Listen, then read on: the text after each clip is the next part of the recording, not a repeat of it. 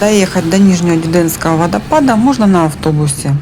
Мы проложили путь в картах Google и через час были на месте.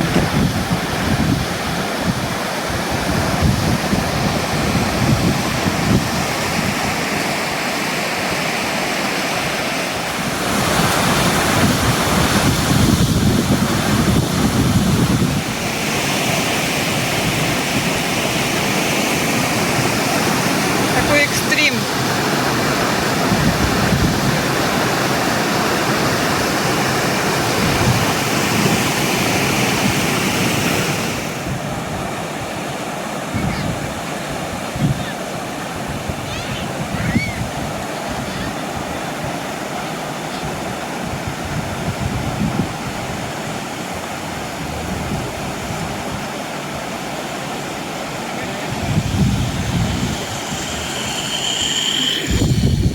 И вот он порог, откуда падает. И вот река с обрыва в море.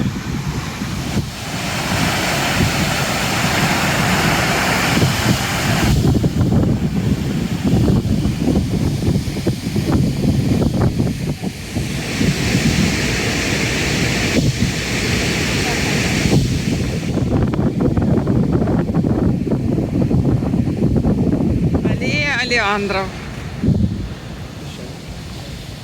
И дорожка из песчаника. Такая чаща из олеандров. Идем на другую обзорную площадку. С корабликов подвозят корабликами для лучшего обзора в анфас водопада.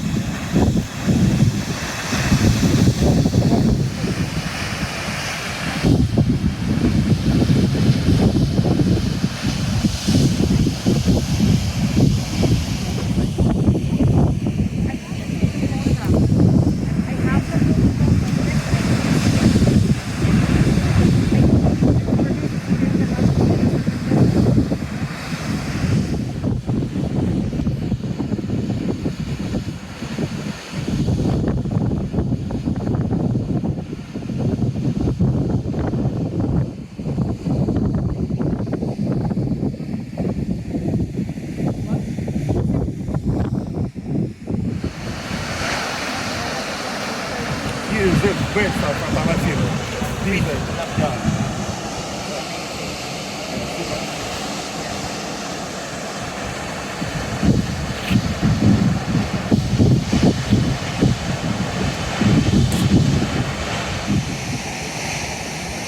Кто-то давно уже на той удочке дрейфует.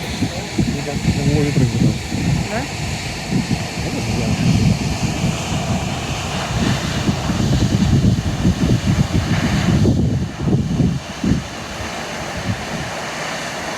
Кто-то спустился. Второй вон внизу. Удочка, ловят рыбу. А кого что они там ловят? Рыба, я тебе скажу, почему классное место, он тоже рыбак. Вода бьет рыбу, оглушает. Так она же не ест наживку, когда она оглушенная. Наверное, как-то можно.